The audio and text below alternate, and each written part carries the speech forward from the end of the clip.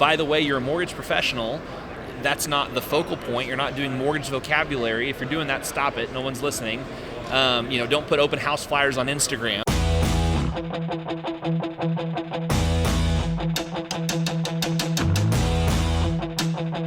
Hello again, sitting here with Phil Treadwell. Phil, why don't you introduce yourself real quick? Yeah, I'm Phil Treadwell. I'm the founder and host of the Mortgage Marketing Expert podcast. I'm also the VP of Development and a regional manager for Mason McDuffie Mortgage, based in Dallas, Texas.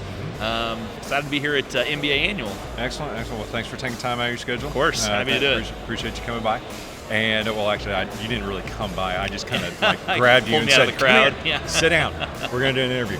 Well, anyway, one of the things that I really appreciate about you is how much you give back to the industry, whether it's through your podcast or through social media or just sharing stories, meeting you at conferences like this, and how much you pour back into this industry that may or may not directly benefit your employer. Right. I think it does, right? Because you and I both know the whole power of branding. But one of the things that I wanted to ask you is, what do you enjoy most about coming to stuff like MBA Annual or just any conference in the industry? I mean, first and foremost, it's the people. I mean, there's lots of nuggets that you can get. There's a lot of information gathering, but the strides that I've made in my business or the lift that I've gotten in my business has been directly related to the relationships I've made at industry conferences. Right. You find like-minded people, you grow, and that's really why I come. In addition to that, when you come to these conferences, you're able to not only network with people of a like mind philosophically, but you're also to make relationships strategically to help move the industry forward. Mm-hmm. That's really what I'm most passionate about, is moving the industry forward as a whole. And you and I were just talking before this interview about, different sides of the industry and different people groups, and I'm a fan of anyone that's trying to move the industry forward. Historically, I had not attended conferences like this of a large scale with MBA or whatever, because I felt like a lot of the people that were organizing it were still very much romantic about the way the industry used to be. Right. That seems to be changing, and so I'm very much wanting to be involved in any organization, whether it's a mortgage banker organization, a mortgage broker organization, an industry or a vertical outside of the mortgage industry.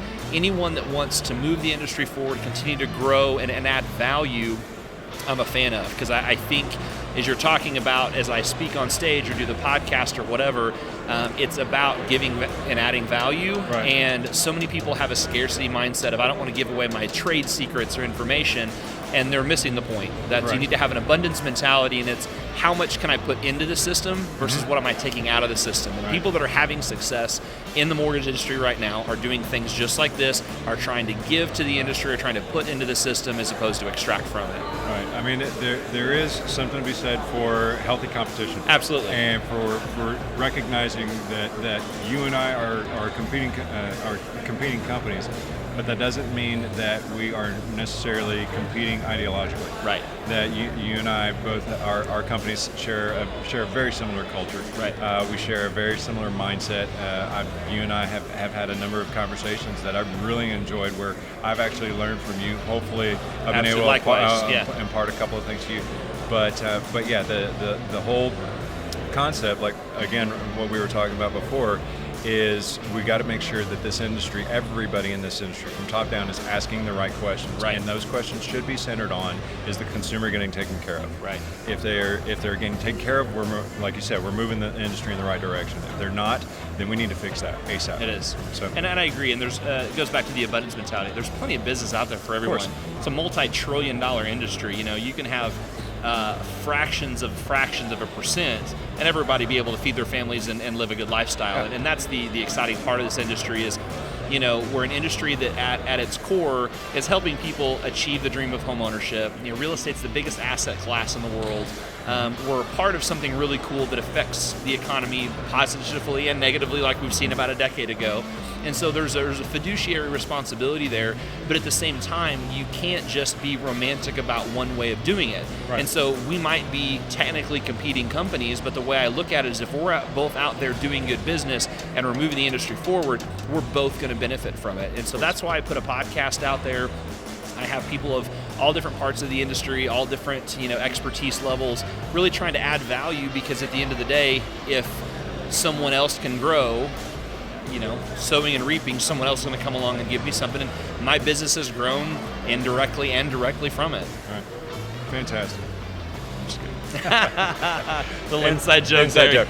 So, yeah, I mean, those are excellent points. And one of the things that I am quickly learning is that it's not too late. Right. For you, it doesn't matter how big or how small your industry is, to have the mentality that Phil has and that Thrive is rapidly gaining, is to provide that content. That's the whole reason why we're doing these interviews. It's why I brought my media team with me to MBA, because we wanted to interview influencers and people that are in the industry that are, whether they're speaking here or not. Right. There's a reason why they're here in Austin this weekend, and so we wanted to hear from them. Like, I actually had the opportunity to interview Christine Beckwith, who I know you're close to. Yeah.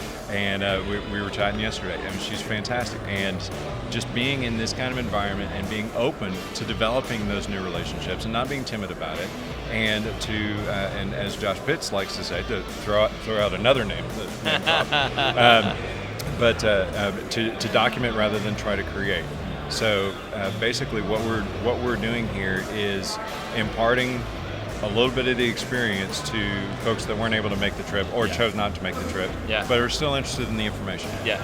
And so having that kind of a mentality is one of those things that's going to keep moving the industry forward. 100% agree, and all those people are friends of mine, and not to steal Josh's thunder, that's obviously he got that from Gary Vaynerchuk, Sure. Document, don't create, and Right. and he carries that flag well, and that's one of the things I like is he's showing people how to do it. Right. A lot of times we all can sit up here and pontificate about, create content and add value, and it's also really cool to come and get new ideas about how to show people how to do it. Right. If throwing out another name in the industry as an influencer is Ginger Bell. Yep. And Ginger wrote the book Edge a Marketer. If you haven't read it, read it. I'll give her a little plug there. But she and I were having a conversation about, hey, we need to do better about showing individual originators and individual teams how do we do this stuff. So that's why I like, again, different mortgage companies, but you're creating content by documenting your time at MBA and having conversations with other people. And, that's how this is going to happen. Right. Rising tide raises all boats, all ships, however you say it. That's what we're trying to do here. And so that's why I appreciate what you guys are doing and what some of these others that we mentioned have is we're trying to add value. We're trying to show people how to do it. It's not hard. There's no mystery. All I did was from a podcast, and we have tens of thousands of listeners on a monthly basis. I took a $100 microphone and a $40 webcam, and I got on Zoom conversations with influencers and with big personalities in the business, and I asked them questions that I wanted to know the answer to. And people listened, and more people listened, and we got bigger guests on. And so anybody out there that's wanting to know how do I do it, well, if you like to write, start writing stuff. Blogs. Yeah, if you like video, if you like to be on TV, do some video. Right. Me, I have a radio face, and so I like to do podcasting. I was a busy professional. I knew I wanted to reach other busy professionals. Podcasting, was the medium that I chose. Sure. But to your point, it's not too late. There's so much opportunity out there, and I think we're just at the very beginning of this whole big movement, if you will, in the mortgage industry. Absolutely. Yeah, and I mean, the good thing is that's exactly where I was going with the whole get started, figure out your niche and get going with it, because I mean, you weren't doing this 2 years ago, 3 years ago. Not at all. 2 years ago, I was not doing this at all. Exactly. And you don't have to be, to start this, you don't have to be a VP or a C-level, C-suite executive. You don't have to be the director of marketing team or in management. The individual LO is fully capable of going and purchasing. I mean, this is kind of a fancy mic. Just go get a lapel mic. Use your phone. This thing. Yeah. Basically, just use the tools that you have on hand. It's not about having the perfect set of equipment. It's about having a heart and a mentality that says, I have something to say. Yeah. I want to get it out there, and I want to educate. It's not an ego trip either. Right. No, it's not at all. It is something that you are trying to create this content in order to create that value and be seen as the local expert, because I guarantee you, if you're not doing it, your competitor is. Yeah. And by competitor, I don't mean the guy sitting next to you.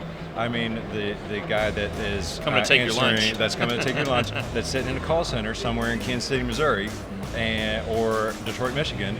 I'm not going to name names, but you know who I'm talking about. And so that is really what is going to differentiate you. Number one, is what's going to make the industry better and build the reputation of the folks in this industry. And number two, it's going to help set you apart from getting shopped by all those national call centers that are trying to cut your legs out and put you out of a job. So I'll give you a last quick example. Sure. Something that I share to a lot of people, and somebody's eventually going to do it because it's a pretty easy idea. And I'm sure there are people out there doing it. I'm just rambling, but if you went into your community and interviewed business owners, mom and pop restaurants, people that are doing photography or anything you can think of, and interview them and give them a platform, they will share it with their audience.